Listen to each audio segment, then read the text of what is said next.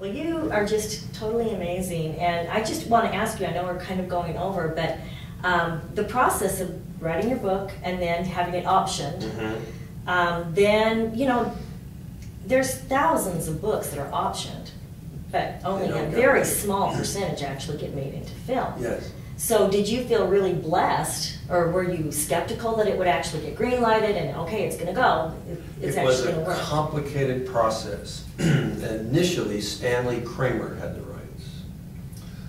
And I've been finding a lot when I talk to people, you know, Stanley Kramer, or I'm going to mention Richard Brooks in a moment, you know, people I work, I like Brooks's work, not so much Kramer's, as a director at least. People don't know who they are anymore, you know, but at one time Stanley Kramer was a big deal. Big, yeah. I think he produced High Noon. No, I think he did.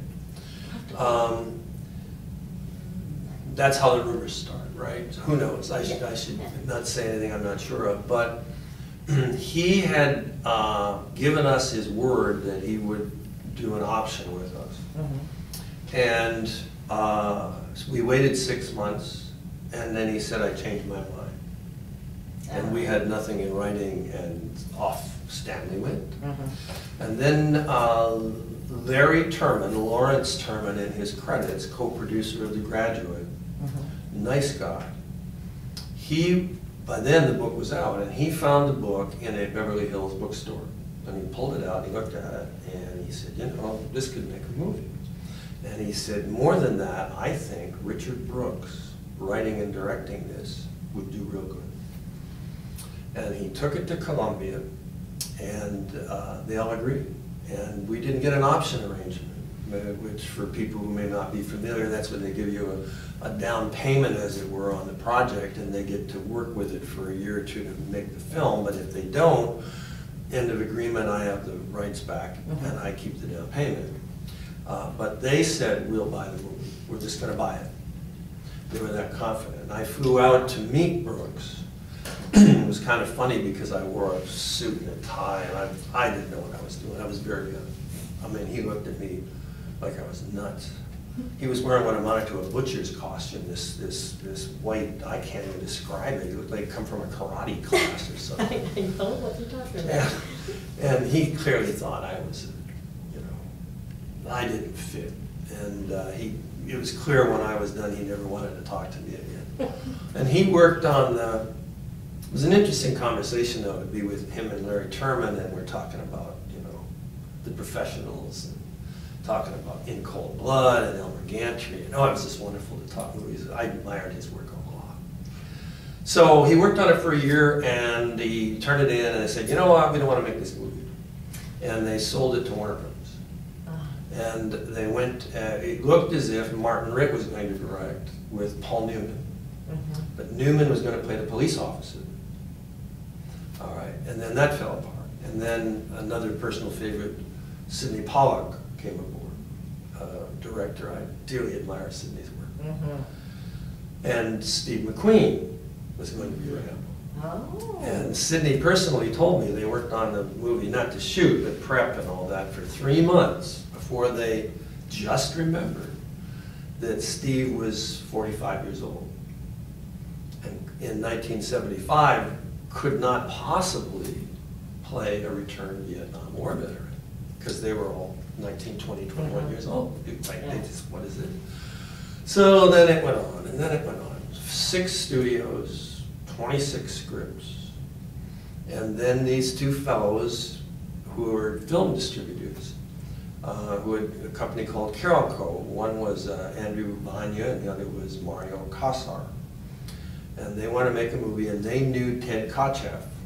Now, Ted had done a terrific football picture, a prison football picture, and I can't, no, now North Dallas 40, was that it? Oh, yeah. And he had worked on First Blood when it was on at Warner Brothers. And they had asked, they wanted to be in business with Ted. And they said, what movie would you like to make? And he said, First Blood. I've worked on that forever. I'm so sorry it got away from me.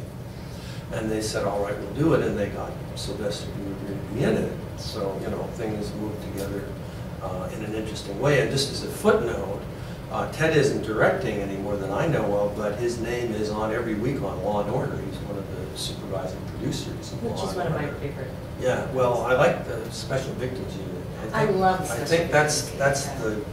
That's the gold one of the men, and Sharon Stone was on for 4 weeks. Yes, she was. Brilliant what she did. She did an amazing job. Yeah, it's just very cool. It's nice to see her growing into, being a mature actress. Yeah. Growing and doing it with dignity. Hell of a role. Anyway, they filmed it in British Columbia, and then I guess the only other interesting story about it would be that they finished it. They kept a version of my ending in which Rambo dies. Point being that the system that created Rambo destroys him. Right. That is, the film is an allegory, and Colonel Trotman's first name is Sam. He is Uncle Sam. So it's kind of interesting when you see the allegory.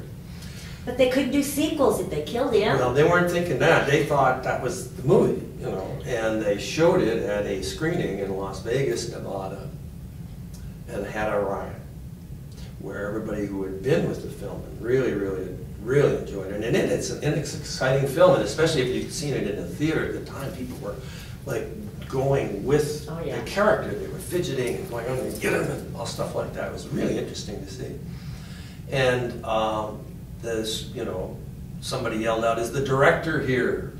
We want to find this director. Where is he?" And it was like, they were going to hunt him down. And they realized that they made a mistake. And Sly had, from the start, said, you can't kill this guy the way we are interpreting him, because in the novel he's non-refundable. Right. And that's the way Sly likes to talk. But in the way we've done it, he can be redeemed, and we must redeem him. So they went back to Canada, where the film was made outside Vancouver in a town called Hope, which is a real name, and that's why it says Hope, which works perfectly as he's walking into town.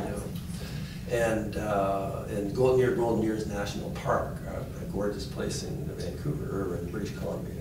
And they spent, 2 weeks or whatever shooting the new ending. And then that worked. Yeah, and then yes, and for the film it would work. In the book it wouldn't work. Right. And then they said, "Wow, we can make sequels." So, and they did. And they did. And they did well. The house that Rambo built. Well, you are quite an inspiration. Well, I think, and I watched you with some of these young authors, that are just getting published, and you're so generous and I'm a teacher. I've been in education. I was in education for much of my life. I taught at the University of Iowa. I was a professor of American literature. That I love students because I remember how you were. I remember when I needed the help, and people gave it to me. And I do believe in the pay it forward principle. I do too. And you're either contributing or you're part of the problem. You sound like somebody from the '60s. And it's very, very important for us to give back. And so I do that, and plus I have such sympathy, people starting out and they don't know what to do, and the confusion and what have you, and all we can do is be generous. And I have a goal, which is to demonstrate good nature at all cost, and that I hope people, when they meet me and talk to me, can sense that stillness that I have worked hard on, and the feeling that, that good nature, so that perhaps if it's contagious, people can go to other places and do the same thing. Great philosophy. And it feels good too. And on that, we're going to end this conversation. Thank you so much. I appreciate it. You're quite welcome.